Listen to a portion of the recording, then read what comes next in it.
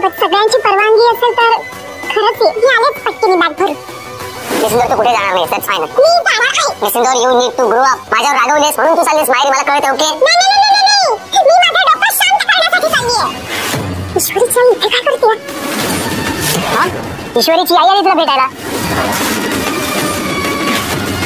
आजच्या एपिसोड मध्ये इथे आता अर्णव ईश्वरीवरती रागवलेला असतो आणि तो तिचं काही न ऐकता खाली निघून येतो. तेव्हा अंजली म्हणत असते, चिंटू अरे एकदा ऐकून तरी घे ना, या सगळ्यामध्ये ईश्वरीची खरंच काही चूक नाहीये. तेव्हा अर्णव म्हणतो, ताई प्लीज तू आता मी सिंदूरची बाजू घेऊ नकोस. ती आज जे काही वागले ना ते अत्यंत चुकीचं आहे. खूप मोठी चूक केली आहे तिने आणि तिला तिच्या चुकीची जाणीव झालीच पाहिजे असं अर्णव आता म्हणत असतो. तेवढ्यातच सुप्रिया आलेली असते आणि सुप्रिया म्हणते की येऊ का आतमध्ये. तेव्हा प्रेक्षकांनो सुप्रियाला बघितल्यानंतर सगळ्यांच्या चेहऱ्याचा रंग चढतो. तेव्हा अंजली म्हणते, काकू या ना, या प्लीज या. तेव्हा सुप्रिया म्हणते, सॉरी हा, न सांगता आले, पण काय करू, कारणच तेवढं खास होतं की न सांगता यावं लागलं.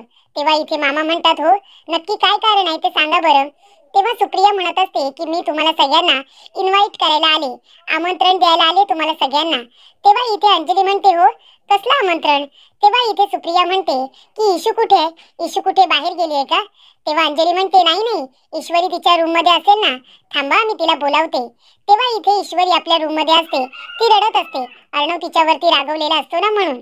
तेव्हा प्रेक्षकांनो अंजली म्हणते, ईश्वरी अगं लवकर खाली ये, बघ तरी कोण आले. तेव्हा ईश्वरी खाली येऊन बघते तर काय, आपली आई आलेली असते. आता एवढं मनामध्ये दुःख असताना इथे आता आईला बघितल्यानंतर ईश्वरीला तिचं रडू काही आवरत नाही. आपल्या आईला मिठी मारते आणि विचारपूस करत असते. तेव्हा सुप्रिया म्हणते, काय ग इशू काय झालं, तुझ्या डोळ्यात पाणी का. तेव्हा ईश्वरी म्हणते, नाही आई काही नाही, इतक्या दिवसानंतर तुला बघितलं ना म्हणून मला रडू आलं. तेव्हा इथे सुप्रिया म्हणते, वेडाबाई अगं मी इथे आली त्याला खास कारण आहे माहितीये का तुला.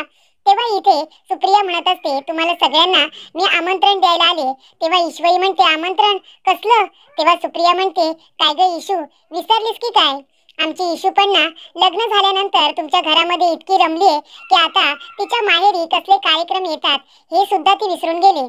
तेव्हा ईश्वरी म्हणते, आई अगं सांग ना कसलं आमंत्रण. तेव्हा सुप्रिया म्हणते, अगं आमच्या लग्नाचा वाढदिवस आहे ना, आमची अॅनिव्हर्सरी आहे, त्यासाठी मी तुम्हाला आमंत्रण द्यायला आले. तेव्हा ईश्वरी म्हणते, अरे देवा मी तर विसरलेच होते. तेव्हा इथे सुप्रिया म्हणत असते, तेच आता इथे अशी रमली आहेस ना तू, तर तुझ्या लक्षात तरी आहे का की आमची अॅनिव्हर्सरी आहे ते.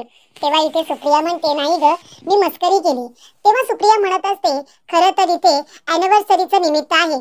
लग्न झाल्यापासून तुम्हाला सगळ्यांना घरी जेवायला बोलवलेलंच नाहीये ना,